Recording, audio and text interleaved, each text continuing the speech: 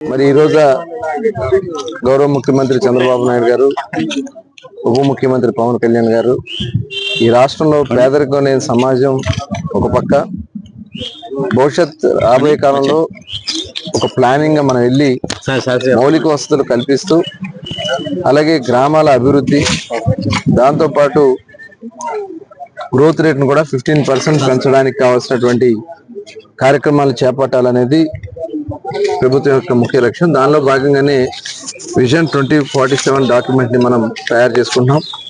Vision 2047 document ప్రకారం అక్కడ ఉన్నటువంటి అగ్రికల్చర్ సెక్టర్ కానీ, ఇండస్ట్రియల్ సెక్టర్ కానీ, సర్వీస్ సెక్టర్ కానీ, మిగతా రంగాలు ఏదైతే ఉన్నాయో వాటిల్లో ఎలా మనం అభివృద్ధిలోకి తీసుకెళ్లాలనేది ఒక ప్రణాళిక తయారు చేసుకోమని ముఖ్యమంత్రి గారు ఆదేశిస్తున్నారు. దానిలో భాగంగా మేము నియోజకవర్గం ఇప్పుడు ఆల్రెడీ జిల్లా ఒక ప్లానింగ్ బోర్డు కమిటీని ఏర్పాటు చేసుకోవడం జరిగింది. అలాగే కాన్స్టిట్యున్సీ ప్లానింగ్ కమిటీ ఏర్పాటు చేసుకోవడం జరుగుతుంది యూనిట్స్ కింద.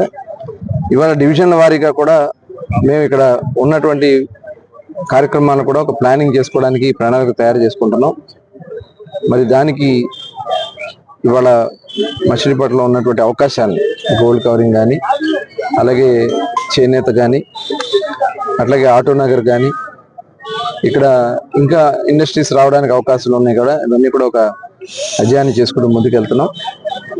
దాంతోపాటు టూరిజం అవకాశాలు కూడా ఇక్కడ ఎలా ఉన్నాయని చూసుకుంటూ వెళ్తున్నాం. అలాగే డివిజన్స్ లో కూడా ఇవాళ సుపరిపాలన తొలి అడుగు కార్యక్రమం కింద అన్ని ఏరియాలని సందర్శిస్తూ సచివాలయాల వారిగా కూర్చుని ఒక ప్రణాళిక తయారు చేసుకోమని చెప్తా ఉన్నాం.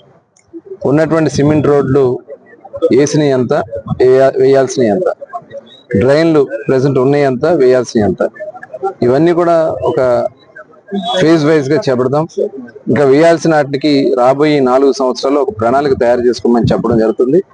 వచ్చినటువంటి నిధులతో అవన్నీ కూడా కంప్లీట్ చేసి 100% మౌలిక వసతులు కల్పించాలి. ప్రతి ఇంటికి స్వచ్ఛమైన మంచినీరు అందించాలి. ప్రతి ఇంటికి శానిటేషన్, డ్రైనేజ్ సమస్య లేకుండా చేయాలి.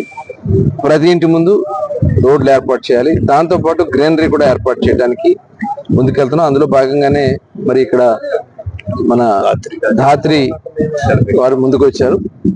ధాత్రి సెలబ్రేషన్స్ వాళ్ళు ముందుకు వచ్చి ఇక్కడ మొక్కలు నాటే కార్యక్రమానికి శ్రీకారం చుడుతున్నారు. మనస్ఫూర్తిగా అభినందిస్తున్నా. ఈ రకంగా ప్రతి ఒక్కరు కూడా ఇప్పుడు ఇక్కడ ఉన్నటువంటి పార్క్ కూడా మరి డెవలప్ చేయాల్సినటువంటి అవసరం ఉంది. దానికి ఆల్రెడీ మున్సిపాలిటీ నుంచి గతంలో మేము దీనికి డెవలప్ చేసాం.